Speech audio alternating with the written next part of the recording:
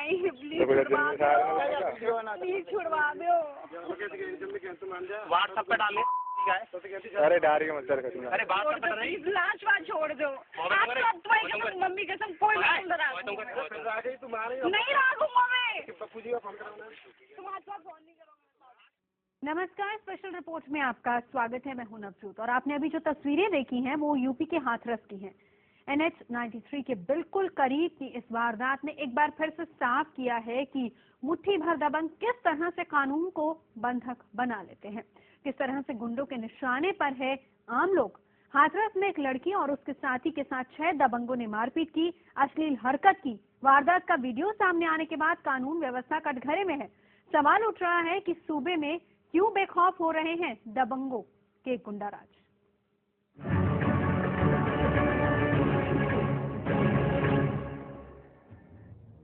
छोड़ दो भाई मारे प्लीज, छोड़े तुम आज बार फोन नहीं करोगे।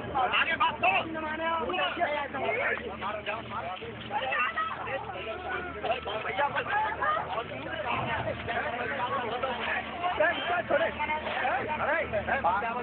तस्वीरें परेशान करने वाली हैं, झकझोर देने वाली हैं। ये तस्वीरें डराती हैं कि ये किसी के भी साथ हो सकता है। सवाल उठाती है कि क्या कुछ लोग किसी को भी जब चाहे तब, जहां चाहे वहां दबंगई का शिकार बना सकते हैं। अपने घरों में टीवी देखते हुए शायद आप सोचते होंगे कि ऐसा कैसे हो सकता है।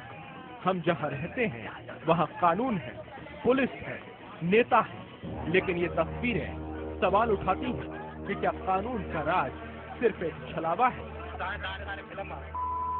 छलावा इसलिए क्योंकि कुछ ऐसा ही सोचती थी दबंगों का शिकार बनी ये लड़की और उसका साथी। तारीख 20 फरवरी, जगह नेशनल हाईवे 93 के पास, सादाबाद, हाथरस। 20 फरवरी की ये वारदात रविवार को इसका वीडियो सामने आने के बाद से ही सुर्खियों में है। व्हाट्सएप पे डाले। तस्वीरों में दबंगों से हाथ जोड़ रही पीड़ित लड़की के मुताबिक वारदात वाले दिन वो अपने दोस्त के साथ उसकी बाइक पर स्कूल से घर लौट रही थी। रास्ते में दोनों को गांव के 6 दबंगों ने घेर लिया। आरोपों के मुताबिक सभी उन्हें NH 93 के नजदीक खेतों के पास ले गए। वहां दोनों के साथ मारपीट, अश्लील हरकत की।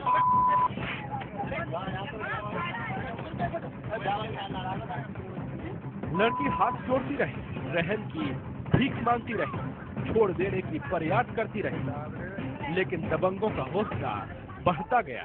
गाली गलौज से वो बदतमीजी पर उतर आए।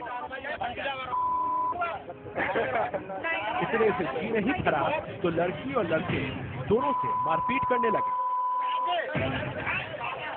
फिर लड़के को कांटे लगे डंडों से पीटने लगे। मैं अपने स्कूल से आ रही थी तो रास्ते में अपने एक रिलेटिव के साथ बैठ जाती हूँ बाइक पे, तो कुछ लड़के आते हैं जो कि हमें वहाँ घेर लेते हैं। NH 93 के करीब घटी इस वारदात ने पिछले ही हफ्ते रिलीज हुई फिल्म NH 10 की फिल्मी कहानी की याद दिला दी है। दोनों तस्वीरों को देखिए और सोचिए कि क्या आपको कोई फर्क नजर आता है। इन तस्वीरों की कहानी भी लगभग एक जैसी है। रास्ते में जाते वक्त दबंगों के हाथ में पड़ने पर क्या हो सकता है, ये तस्वीरें यही दिखाती हैं। फिल्म में डायलॉग है, शहर के बाहर डेमोक्रेसी और कानून का राज खत्म हो जाता है। गुड़गांव में जहाँ आखिरी मॉल खत्म होते हैं ना, वहीं आपकी ये डेमोक्रेसी और कॉन्स्टिट्यूशन भी खत्म हो जाता है। इस वारदात में ये हकीकत है कि शहर के बाहर गुंडा राज शुरू हो जाता है। लगता कि यूपी में लड़कियां सुरक्षित है। यहाँ की जो भी गवर्नमेंट है जो चल रही है फिलहाल वो कुछ नहीं करती है। हमारे यहाँ में महिलाएं बिल्कुल भी सुरक्षित नहीं है। पीड़ित लड़के इस वारदात से इतनी खौफजदा थे कि उसने डर के मारे किसी को भी कुछ नहीं बताया, लेकिन ये दबंग पूरी तरह से बेखौफ थे। अपनी करतूत का पूरा वीडियो खुद इन दबंगों ने ही बनाया और इसे सोशल मीडिया पर भी डाल दिया। मैं न्याय चाहती हूँ, उन्हें कठोर से कठोर इन्हें सजा मिलनी चाहिए, इन्हें उम्र कैद होनी चाहिए। वीडियो पीड़ित लड़की के घर वालों तक भी पहुंचा, जिसके बाद रविवार को लड़की के परिवार ने पुलिस से शिकायत की। तब जाकर कानून के रखवालों की नींद टूटी और पुलिस ने 6 में से 4 आरोपियों को गिरफ्तार कर लिया, जबकि 2 आरोपी फरार हैं। लेकिन इस वारदात ने एक बार फिर लचर कानून व्यवस्था और बेखौफ गुंडा राज पर संगीन सवाल उठा दिए हैं। तो हाथरस में हैवानियत पर हो रही चौतरफा आलोचना के बाद यूपी पुलिस एक्शन में आई है। 4 आरोपी गिरफ्तार कर लिए गए हैं, लेकिन पीड़ित परिवार का आरोप है कि डरा धमका कर उस पर केस वापस लेने का दबाव डाला गया। सवाल वर्दी वालों की सोच पर भी है, क्योंकि पुलिस वालों के बयान भी कटघरे में है। 2 आरोपी ऐसे भी हैं जो सेना और सीआईएसएफ में नौकरी करते हैं। छोड़ दो भाई, प्लीज छुड़वा दो। व्हाट्सएप पे डालिए। वो रोती रही। अरे व्हाट्सएप पे लास्ट बार छोड़ दो। आपका मम्मी कसम कोई नहीं रखूंगा मैं। दया की भीख मांगती रही। तुम आज बात फोन नहीं करोगे। आगे बात तो तुम उसने उनकी हर शर्त मानी। आज बात तुम फोन नहीं करेगा। बता रहे नहीं करेगा।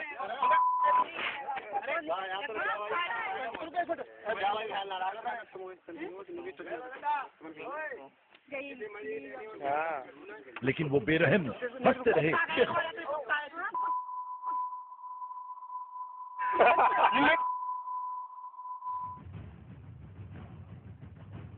गौर से देखिए NH93 के इन गुंडों को।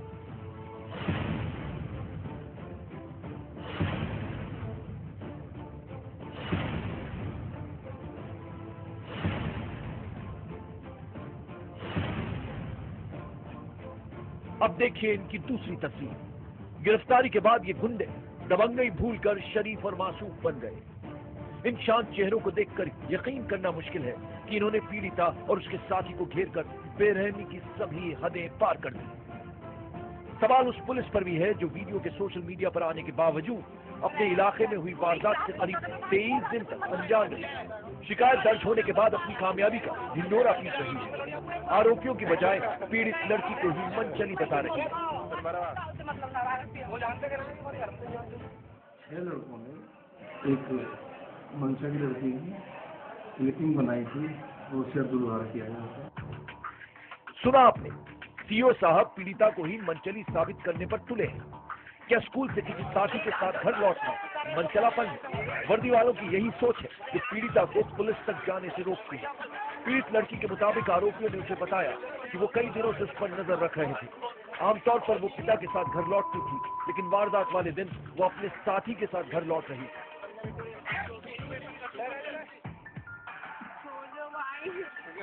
मारे छोड़े तुम आज बात फोन नहीं करोगे। आगे बात तो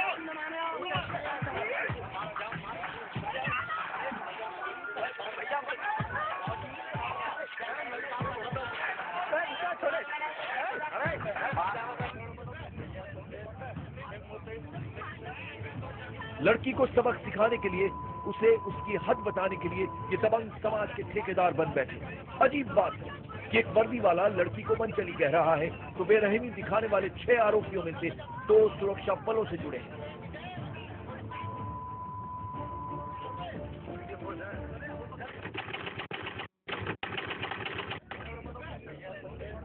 गौर से देखिए, लड़की और उसके साथी से मारपीट कर रहा काली शर्ट वाला ये दबंग है संजय। संजय फौज में नौकरी करता है। मारपीट करते वक्त भी वो फख्र से अपने फौजी होने की बात कह रहा है।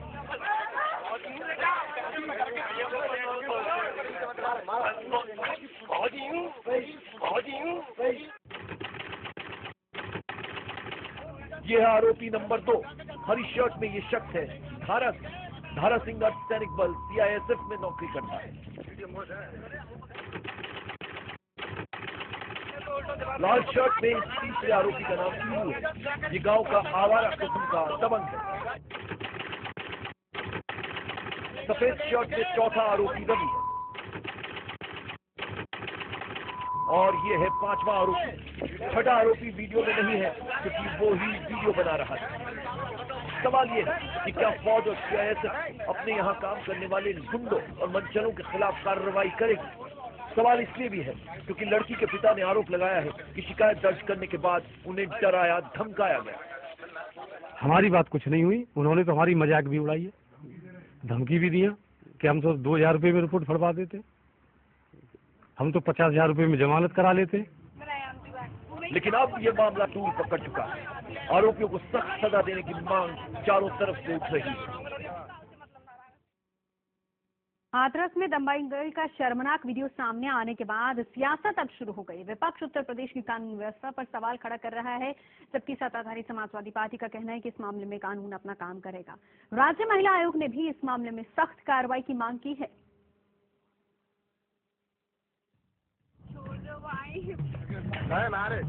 NH 93 पर हुई दबंगे की इस तस्वीर ने समूचे देश को दहला दिया है।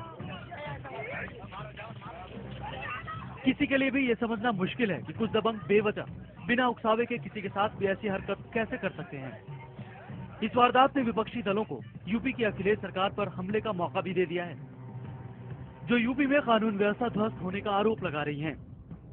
मुझे नहीं मालूम हाथरस में क्या घटना हुआ, इसके बारे में जानकारी नहीं। हम क्यों पता लगाएं यार, देयर इज मशीनरी।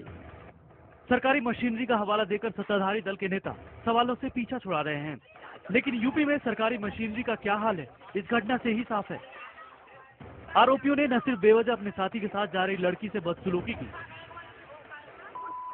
मारपीट की, बल्कि कानून से बेखौफ होकर पूरी वारदात का वीडियो भी बनाया और उसका MMS सोशल साइट्स पर डाल दिया। इस गुंडाराज के खिलाफ राजनीतिक पार्टियों ने ही नहीं, राज्य महिला आयोग ने भी सख्त कार्रवाई की मांग की है। जैसे हम लोगों के संज्ञान में टीवी चैनल के द्वारा आई, तुरंत हम लोगों ने SP हाथरस से इस कार्रवाई के लिए तुरंत संज्ञान कहा है कि कार्रवाई की जाए। आवश्यक कार्रवाई हुई, दबंग लोग पकड़े जाए, चाहे कितने भी ताकतवर हो, बख्शा नहीं जाएगा, उनके खिलाफ आवश्यक कार्रवाई होगी। इसके संज्ञान में ये लोग कंप्लेंट लेकर आए थे कि इनकी बेटी के साथ कुछ लोगों ने, लड़कों ने मारपिटाई कर ली। इस संबंध में तत्कालीन मुकदमा दर्ज कर लिया गया IPC और IT एक्ट की धाराओं के तहत। चौतरफा दबाव से हरकत में आई पुलिस ने आरोपियों के खिलाफ सख्त कानूनों के तहत कार्रवाई करने का फैसला किया है। आरोपियों के खिलाफ पॉक्सो एक्ट लगाया गया है क्योंकि नाबालिग पीड़िता से छेड़छाड़ हुई है। उन पर IT एक्ट भी लगाया गया है क्योंकि उन्होंने MMS बनाया, उसे सोशल साइट्स पर डाला। गैंग बनाकर मारपीट करने के लिए गैंगस्टर एक्ट और राष्ट्रीय सुरक्षा कानून जैसे सख्त प्रावधानों के तहत कार्रवाई करने के लिए भी पुलिस ने कमर कस ली है। लेकिन बड़ा सवाल ये कि क्या पुलिस की नींद तभी टूटेगी जब कोई मामला तूल पकड़ लेगा। आप देख रहे हैं स्पेशल रिपोर्ट और हम बात कर रहे हैं हाथरस की शर्मनाक घटना की, जहां पर कुछ दबंगों ने एक लड़की और उसके साथी के साथ मारपीट और अश्लील हरकतें की हैं। घटना से साफ है कि जब तक आम लोग दबंगों का जुल्म सहते रहेंगे तब तक ऐसी वारदातें रुकने वाली नहीं है। सच ये है कि पीड़ित पर हुए जुल्म की खबर समूचे गांव को थी। घटना पर पंचायत भी हुई, लेकिन गुंडों को सस्ते में छोड़ दिया गया। ऐसे में क्या गुंडा राज के लिए आम लोग भी जिम्मेदार नहीं हैं?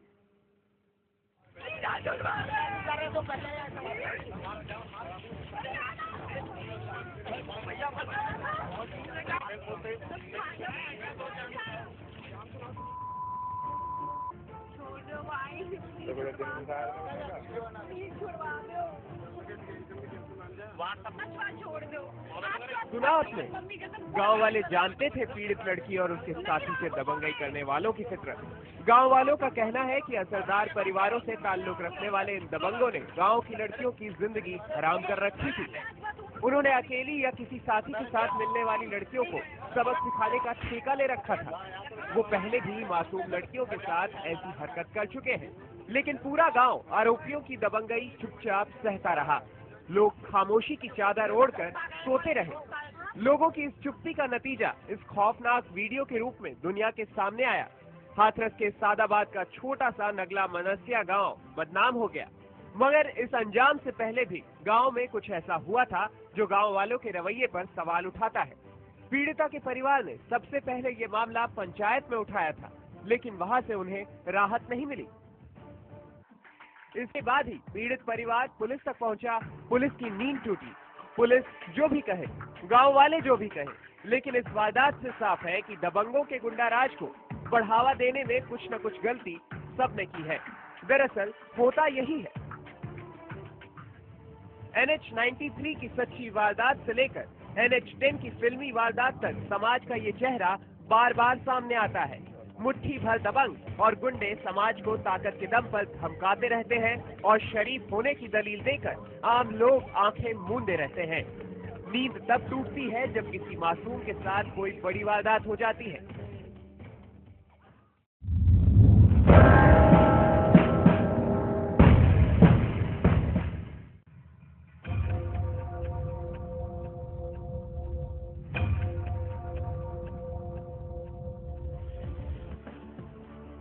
अपनी दुकान पर मोबाइल व्यापारी भरत खटवानी बड़े इत्मीनान से बैठे थे।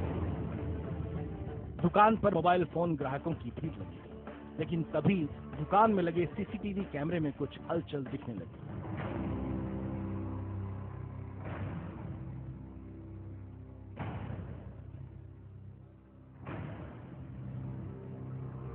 दो नकाबपोश तेजी से दुकान में दाखिल हुए और सीधे दुकान के मालिक भरत के पास पहुंच गए। चंद सेकंड के भीतर ही दोनों बदमाश भरत खटवानी पर झपट पड़े। कुछ देर बाद भरत ने बदमाशों के खिलाफ संघर्ष किया, लेकिन तभी उन नकाबपोशों ने जेब से हथियार निकाल लिया।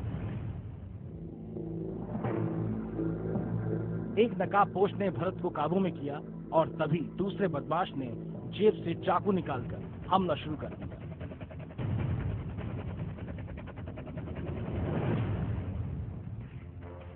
एक के बाद एक भरत पर 8 वार किए।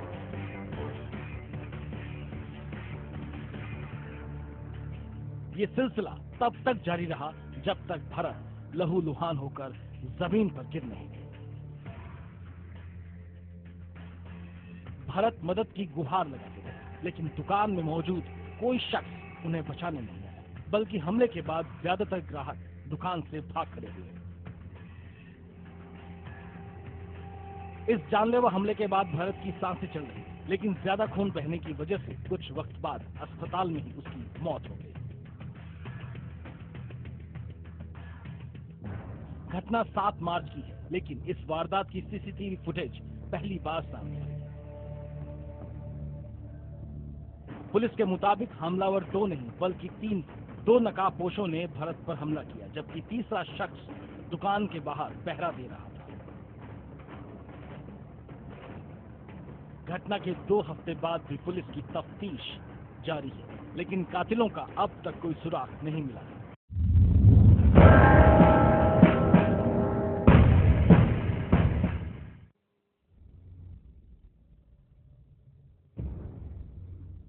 जिन लोगों को बेटी की डोली उठानी चाहिए थी, वो अब इस अर्थी के गुनहगार बन चुके हैं। जिन लोगों ने कभी बेटी को खुशियों की दुनिया का वायदा किया था, वही बेटी की मोहब्बत के कातिल बन चुके हैं। हॉरर किलिंग का ये मामला है अमृतसर का, जहां अजनाला कस्बे में इस वारदात के बाद सिवाय खामोशी के और कुछ नहीं बचा। कसूर सिर्फ इतना था कि 20 बरस की मंजीत कौर ने अपना सबसे बड़ा फैसला खुद किया था। वो फैसला था अपने प्रेमी गुरजंट सिंह से शादी का। परिवार उस वक्त भी खिलाफ था, लेकिन मंजीत ने परिवार की झूठी शान के लिए अपनी मोहब्बत से समझौता नहीं किया और करीब 1 साल पहले गुरजंट से शादी कर ली। मंजीत ने अपना घर बसा लिया, मगर उसका परिवार झूठी इज्जत की खातिर इंतकाम की आग में जलता रहा और ये गुस्सा फूटा सोमवार की रात, जब मंजीत के परिवार ने गांव के बीच चौराहे पर कुल्हाड़ी और तलवार से बेटी और दामाद की हत्या कर दी।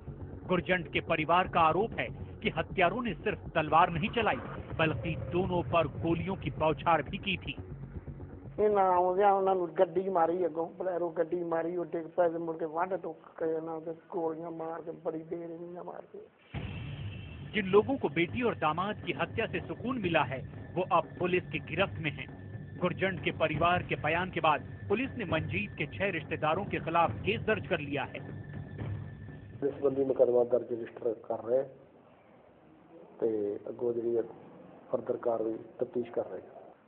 अजे तक 6 बंदियों के खिलाफ सानू मुढ़ले तौर पे पता लगा।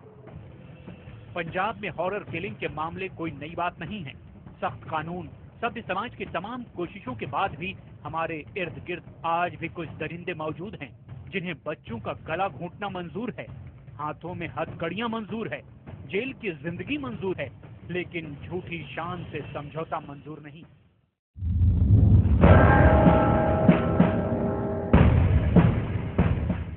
आप देख रहे हैं तेज रफ्तार खबरों का खास बुलेटिन स्पीड न्यूज। शुरुआत करते हैं दिन की सबसे बड़ी खबर से। और मंगलवार को आम आदमी पार्टी की पीएसी यानी पॉलिटिकल अफेयर्स कमेटी की बैठक हुई। ये बैठक गाजियाबाद के कौशाम्बी में मुख्यमंत्री अरविंद केजरीवाल के घर पर हुई। बैठक के बाद मीडिया के सामने आए एपी नेता संजय सिंह ने बताया कि पार्टी को राष्ट्रीय स्तर पर ले जाने पर चर्चा हुई। इसके लिए देश भर में कार्यरत वॉलंटियर्स की सूची बनाई जाएगी। उन्होंने बताया कि योगेंद्र यादव और प्रशांत भूषण से बातचीत जारी रहेगी। बता दें, पार्टी विरोधी गतिविधियों के आरोप के बाद योगेंद्र और प्रशांत को 3 मार्च को हुई राष्ट्रीय कार्यकारिणी की बैठक में पीएससी से बाहर कर दिया गया था। मानहानि के मामले की सुनवाई के लिए मुख्यमंत्री अरविंद केजरीवाल खुद दिल्ली की कड़कड़डूमा अदालत में पेश हुए। उनके अलावा मनीष सिसोदिया और योगेंद्र यादव भी कोर्ट पहुंचे। पेशी के बाद मामले की अगली सुनवाई की तारीख 2 मई तय की गई है। सीएम केजरीवाल और उनके सहयोगियों के कोर्ट में पेश न होने पर अदालत ने कड़ा रुख अपनाया था। कोर्ट ने कहा था कि केजरीवाल, मनीष सिसोदिया और योगेंद्र यादव को कानून की कद्र नहीं है। मुख्यमंत्री अरविंद केजरीवाल के बेंगलुरु से लौटते ही आम आदमी पार्टी में आपसी विवाद खत्म करने की पहल शुरू हो गई है। सोमवार रात कुमार विश्वास, संजय सिंह और आशुतोष जैसे नेताओं ने योगेंद्र यादव से मुलाकात की। इन नेताओं के बीच कई घंटों तक बातचीत हुई। बता दें कि भूषण और योगेंद्र को पार्टी की राजनीतिक मामलों की समिति पीएसी से बाहर किया जा चुका है। केजरीवाल के बेंगलुरु जाने के बाद पार्टी की लड़ाई सार्वजनिक हो गई थी। पार्टी में बन गए दोनों गुटों ने एक दूसरे के ऊपर गंभीर आरोप लगाए थे। दोनों तरफ से कई खत भी सार्वजनिक किए गए। आम आदमी पार्टी नेता आशीष खेतान ने प्रशांत भूषण से मिलने का समय मांगा। वो भूषण से मिलकर माफी मांगना चाहते थे, लेकिन खेतान के मुताबिक प्रशांत भूषण ने उनसे मिलने से मना कर दिया। खेतान के मुताबिक प्रशांत भूषण ने कहा कि अब मिलने का कोई मतलब नहीं है। दरअसल खेतान ने प्रशांत भूषण और उनके परिवार पर कुछ ट्वीट किए थे, जिनसे भूषण परिवार नाराज है। बेंगलुरु में इलाज के दौरान दिल्ली में आम आदमी पार्टी में मचे घमासान के बाद दिल्ली के मुख्यमंत्री अरविंद केजरीवाल डैमेज कंट्रोल में जुट गए हैं। सीएम केजरीवाल बुधवार से दिल्ली सचिवालय में हर दिन पार्टी के विधायकों से मुलाकात करेंगे। मुलाकात के लिए हर विधायक को आधे घंटे का समय मिलेगा।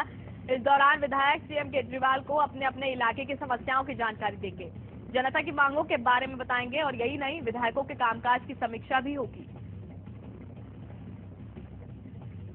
कैबिनेट से कालाधन बिल को मंजूरी मिल गई है। इसके तहत अघोषित संपत्ति पाए जाने पर 10 साल तक की सजा का प्रावधान किया गया है। साथ ही काले धन के दोषों पर 300% आयकर लगाने की भी व्यवस्था है। राष्ट्रपति की मंजूरी के बाद ये बिल लोकसभा में पेश किया जाएगा। प्रधानमंत्री नरेंद्र मोदी को CNN IBN Indian of the year सम्मान दिया गया है। दिल्ली के ताज पैलेस होटल में हुए कार्यक्रम में उपराष्ट्रपति हामिद अंसारी और वित्त मंत्री अरुण जेटली के साथ साथ राजनीति, पत्रकारिता और उद्योग जगत की तमाम हस्तियों ने शिरकत की।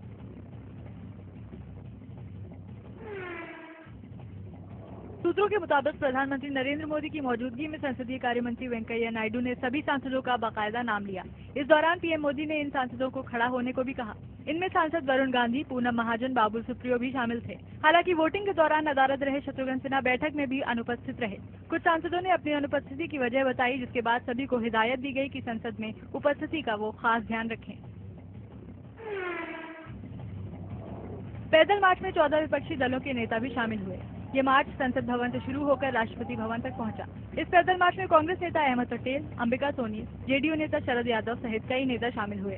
कांग्रेस सहित विपक्षी पार्टियों का आरोप है कि ये बिल किसानों के खिलाफ है और बीजेपी किसान विरोधी पार्टी है। राष्ट्रपति भवन पहुंचकर नेताओं ने मोदी सरकार के खिलाफ नारेबाजी भी की। कांग्रेस अध्यक्ष सोनिया गांधी ने कहा कि 14 विपक्षी पार्टियों के साथ राष्ट्रपति से मुलाकात कर उन्होंने ज्ञापन सौंपा है। जेडीयू अध्यक्ष शरद यादव ने भी सोनिया की बात का समर्थन करते हुए कहा कि इस तरह भूमि अधिग्रहण बिल का हर तरफ विरोध होगा। वहीं बीजेपी ने बिल के पास होने को महत्वपूर्ण बताते हुए कांग्रेस पर किसी भी तरह से राजनीतिक फायदा उठाने का आरोप लगाया। सुप्रीम कोर्ट का फैसला आते ही कोर्ट परिसर में ही लड्डू बट गए। पिछड़ी जाति के संगठन और नेता जश्न मनाने लगे। इस फैसले के साथ ही अब केंद्रीय नौकरियों और केंद्रीय शैक्षिक संस्थानों में जाटों को आरक्षण नहीं मिलेगा। कोर्ट ने कहा है कि सिर्फ जाति पिछड़ेपन का आधार नहीं हो सकता, ये सामाजिक, आर्थिक और शैक्षिक रूप से होना चाहिए। मैं चाहता हूँ वो अध्यक्ष बन जाए, पर सोनिया जी है, सोनिया जी है। ये नहीं कि अब बिना नेतृत्व के पार्टी चल रही है। सोनिया जी है और सोनिया जी हैं, तो इसका मतलब ये नहीं कि कोई नेतृत्व बचा नहीं क्योंकि राहुल गांधी जी चले गए। वो नेतृत्व में से एक व्यक्ति गए हैं। क्या मैंने कहा है कि राहुल गांधी जी को ये जिम्मेदारी सौंपनी चाहिए, क्योंकि समय आ गया है, पीढ़ी में परिवर्तन हुआ है और सोनिया गांधी जी ने 15 साल बड़ी सफलता से नेतृत्व किया है। अब राहुल जी पर ये जिम्मेदारी थी, क्योंकि ये जिम्मेदारी बंटनी नहीं चाहिए। कुछ राहुल जी कर रहे हैं, कुछ सोनिया जी कर रही हैं, कोऑर्डिनेशन नहीं हो पाता, समन्वय नहीं बन पाता, इसमें देर हो जाती है, चर्चा में देर हो जाती है। आवश्यकता है कि एक व्यक्ति को राहुल जी पर सौंप दी जाए और राहुल अपनी टीम बनाए और वह पार्टी को एक नई दिशा दें। जेडीयू विधायक गुड्डी देवी ने शरद के बयान पर उनसे माफी की मांग की है। गुड्डी के मुताबिक शरद को संसद के भीतर इस तरह का बयान नहीं देना चाहिए था। वहीं शरद के बयान को लेकर बिहार विधानसभा में भी जमकर हंगामा हुआ। हालांकि दिल्ली में शरद यादव माफी मांगने के सवाल को टालते नजर आए। टीएमसी और बीजेपी सांसदों ने इस मुद्दे पर एक दूसरे पर आरोप लगाए। बीजेपी ने इस घटना के लिए ममता सरकार को जिम्मेदार ठहराया, तो वहीं टीएमसी ने केंद्र सरकार पर आरोप लगाया। संसदीय कार्य मंत्री वेंकैया नायडू ने इस घटना को राज्य सरकार का मुद्दा बताते हुए कहा कि इस पर राज्य सरकार को कार्रवाई करनी होगी। वहीं पश्चिम बंगाल अल्पसंख्यक आयोग ने रानाघाट का दौरा कर पीड़ित नन और पुलिस से मुलाकात की। हिसार में चर्च पर हुए हमले का भी मामला संसद में जोर शोर से उठाया गया।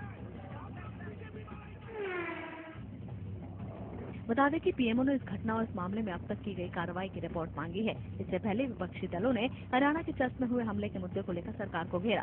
वहीं राज्य के मुख्यमंत्री मनोहर लाल खट्टर ने सोमवार को विधानसभा को बताया कि इमारत कथित तौर पर एक अवैध कॉलोनी में बनाई गई थी और विवाद पादरी और वहां पर हमला करने वालों के बीच झगड़े का परिणाम था। बेंगलुरु में उनका शव उनके फ्लैट में पंखे से लटका मिला। पुलिस के मुताबिक शुरुआती जांच से लगता है कि आत्महत्या का मामला है, लेकिन उनके घर से कोई सुसाइड नोट नहीं मिला है। मामले की जांच के लिए विशेष टीम बनाई गई है। डॉग स्क्वाड और फॉरेंसिक एक्सपर्ट्स की टीम ने जांच की है। कर्नाटक के गृह मंत्री केजे जॉर्ज ने भी घटनास्थल का मुआयना किया। घटना के वक्त घर में परिवार का कोई सदस्य नहीं था। स्थानीय संस्थाओं और संगठनों ने कोलार जिले में बंद रखा और सीबीआई जांच की मांग की। बेंगलुरु से सटे कोलार के कलेक्टर के तौर पर डीके रवि आम लोगों में काफी लोकप्रिय थे, क्योंकि उन्होंने रेत माफिया के खिलाफ कड़ी कार्रवाई की थी और जब उनका तबादला हुआ तो स्थानीय लोगों ने कोलार बंद किया था, जिसके बाद सरकार पर दबाव बनाकर उनका तबादला रुकवाया गया। डीके रवि की मौत का मामला कर्नाटक विधानसभा में भी गूंजा। कर्नाटक के सीएम सिद्धरमैया ने कहा कि रवि बेहद ईमानदार अफसर थे और उनकी मौत की वजहों की जांच जारी है। जेडीयू नेता केसी त्यागी ने मौत की जांच की मांग की। कांग्रेस नेता मल्लिकार्जुन खड़गे और केंद्रीय मंत्री जितेंद्र सिंह ने भी कर्मठ अफसर के निधन पर दुख जताया है। दोनों बच्चों की लाश सीवेज ट्रीटमेंट प्लांट के तालाब में मिली। सूचना मिलते ही पुलिस मौके पर पहुंची। बोरे में 2 मासूमों की रस्सी से बंधी लाशें थी, जिनकी शिनाख्त नहीं हो पाई है। पीड़ित परिवार का कहना है कि उन्हें केस वापस लेने के लिए लगातार धमकियां दी जा रही हैं। पिटाई का वीडियो वायरल करने के बाद छात्रा और उसका पूरा परिवार दहशत में है। पुलिस ने अब तक इस मामले में 4 युवकों को गिरफ्तार किया है, लेकिन 2 आरोपी अब भी फरार हैं। गिरफ्तार आरोपियों के खिलाफ गैंगस्टर और रासुका के तहत कार्रवाई की गई है। बता दें कि छात्रा और उसके रिश्तेदार की 6 युवकों ने बुरी तरह पिटाई की थी, उसका वीडियो भी बनाया। उत्तर प्रदेश महिला आयोग ने घटना को दुखद बताते हुए कहा कि आरोपी चाहे कितने भी दबंग हो, उन पर कार्रवाई जरूर होनी चाहिए। कांग्रेस और बीएसपी ने भी घटना को शर्मनाक बताते हुए यूपी की कानून व्यवस्था पर सवाल निशान खड़े किए। वहीं समाजवादी पार्टी सांसद रामगोपाल यादव ने घटना को लेकर टका सा जवाब देते हुए कहा कि मैं क्या करूं, मामले पर यूपी सरकार से पूछना चाहिए। तस्वीरों में देख सकते हैं कि कैसे 2 हथियारबंद नकाबपोश मोबाइल व्यापारी पर एक के बाद एक चाकुओं से हमला कर रहे हैं। वारदात के वक्त दुकान में करीब 8-10 लोग मौजूद थे, लेकिन सभी घायल व्यापारी को खून से लथपथ हालत में छोड़कर भाग गए। बाद में अस्पताल में व्यापारी की मौत हो गई। घटना 7 मार्च की है। अमृतसर के अजनाला कस्बे में ऑनर किलिंग का दिल दहला देने वाला मामला सामने आया है। गांव के चौराहे पर लड़की के परिवार वालों ने प्रेमी जोड़े को हथियारों से काट डाला और लाशों पर गोलियां भी दागी। 20 साल की मंजीत कौर ने 1 साल पहले गुरजीत सिंह से अपने परिवार की मर्जी के खिलाफ शादी की थी। पुलिस ने लड़की के परिवार के 6 लोगों के खिलाफ केस दर्ज किया है। आरोप है कि शिवपुरी के कुंवरपुर गांव की दलित महिला कुसुमा जाटव का उप सरपंच बनना गांव के दबंगों को रास नहीं आया। इससे नाराज होकर सरपंच कंचन रावत ने अपने साथियों के साथ मिलकर महिला और उसके परिजनों के साथ मारपीट की और इस घिनौनी हरकत को अंजाम दिया। पुलिस ने महिला की शिकायत पर मामला दर्ज कर लिया और आरोपियों को गिरफ्तार कर लिया है। मौसम की लगातार मार झेल रहे राजस्थान में सोमवार को आए बवंडर ने परेशानी और बढ़ा दी। बीकानेर के रामसरा गांव में तूफान की वजह से कई मकानों की दीवार ढह गई। रेतीले तूफान ने इस इलाके की 75% फसल तबाह कर दी। बता दें कि राजस्थान में बेमौसम बरसात, तेज बारिश, ओले और बिजली गिरने से अभी तक 25 लोगों की मौत हो चुकी है। बताया जा रहा है कि राजस्थान के 33 में से 26 जिलों के 4000 गाँव प्रभावित हुए हैं, जबकि गेहूँ, जीरा, चना, सरसों और जौ की फसल का सबसे ज्यादा नुकसान हुआ है। खुद मुख्यमंत्री वसुंधरा राजे हालात पर नजर बनाए हुए हैं। राजस्थान के सभी विधायक नुकसान का आकलन करने के लिए 2 दिन अपने निर्वाचन क्षेत्र में रहेंगे। इसके लिए विधानसभा सत्र 2 दिन के लिए स्थगित कर दिया गया है। किसानों के लिए राहत पैकेज का ऐलान भी किया गया है। जिन किसानों की फसल 50% तक खराब हो चुकी है, उनका 4 महीने का बिजली का बिल माफ कर दिया जाएगा। बारिश से हुई मौत के लिए पीड़ित परिवार वालों को 3-3 लाख और मवेशियों की मौत पर 1.25 लाख का मुआवजा दिया जाएगा। जम्मू कश्मीर के बारामूला इलाके में भारी बर्फबारी और जमीन खिसकने की वजह से 8 घरों के गिरने की खबर है। ऊपरी इलाकों में पिछले 5 दिनों से लगातार बारिश हो रही है। सरकार ने लोगों से एहतियात बरतने को कहा है। राहत की बात है कि इंसानी जान का कोई नुकसान नहीं हुआ।